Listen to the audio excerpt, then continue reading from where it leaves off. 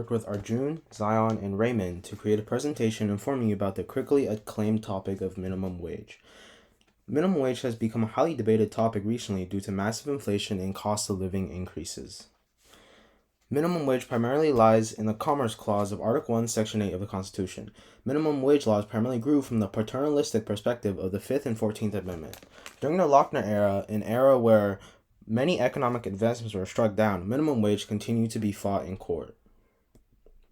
Workers have slowly been pushing for increasing the federal minimum wage ever since it was introduced. As of January 2025, around 30 states already have a minimum wage above the federal minimum of $7.25, with most hovering around $3 to $7 above that number.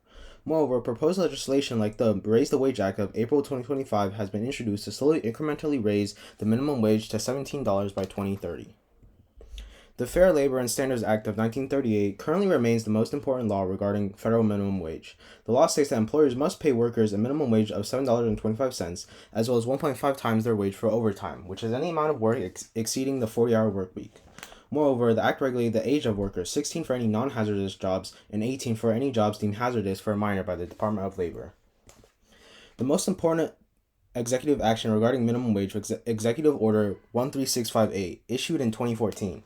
It established a minimum wage for federal contractors, initially set at $10.10 per hour, allowing to be adjusted annually for inflation. This was necessary as it was the very first executive order that actually set minimum wage at a value nationally. The most important court ruling was the West Coast Hotel Company versus Parrish case of 1937. The case was about L.C. Parrish, an employee of the West Coast Hotel Company who was receiving a wage less than the minimum. After a long debate and an incredible turn of events, the court would go on to rule in favor of Parrish, overturning the Atkins versus Children's Hospital precedent set in 1923, now declaring that having a minimum wage for private companies and women was required. The majority of Americans support the raising of the minimum wage, as opposed to lowering it. This is warranted by the fact that the current minimum cost of living is 4 times the current federal minimum wage. Additionally, the Democratic Party strongly supports raising the minimum wage, with 90% voting in favor compared to 41% by Republicans. In Luxembourg, minimum full-time wage is set at £15.25 per hour, roughly $21 an hour or £2,638 a month. Thanks to this, citizens can live off a minimum full-time wage, as the minimum cost of living is only £1,100 per month for a single person. By increasing their minimum wage, Luxembourg has ensured that the majority of people are employed and that they have the ability to live comfortably.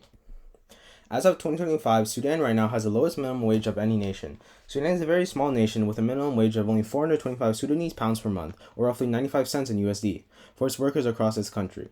Compared to the past, this is still a significant increase. However, it is still not enough, as more than 11 million people continue to live in less than suitable conditions.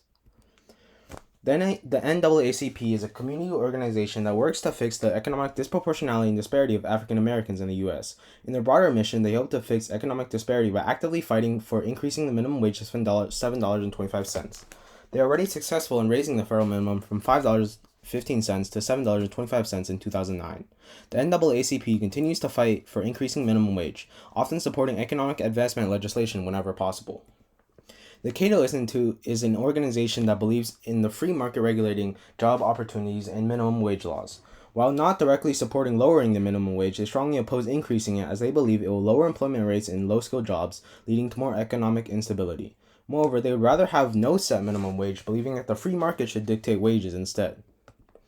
Conservative states like Texas, for example, believe that there is no need to raise the minimum wage to $7.25. Texas politicians believe that raising the minimum wage would lead to a boatload of adverse effects, including wage inflation, increased cost of living, and more. Furthermore, Texas believes that the minimum wage only needs to be increased when employers are competing for employees. California is a leader among the liberal states in increasing the minimum wage. As of 2025, the current minimum wage is $16.50, and California allows its local communities to set its own minimum wage, which is almost always higher than the state average. California also believes changing the minimum wage is necessary in the ever-fluctuating economic market. Beginning in 2017, many Raise the Wage Acts have been proposed, with the most recent one proposed in April 2025, passing in the U.S. House but not in the Senate. The act plans to incrementally raise the minimum wage from $7.25 to $17 by 2030. In 5 years, I believe that minimum wage will continue to rise as inflation continues to rise as well. However, I believe that because minimum wage will be raised, the cost of living will increase as well. So in 5 years' time, instead of seeing a more prosperous country, I foresee a country where employers are hiring less employees and more people will struggle economically. Thank you, and these are our sources.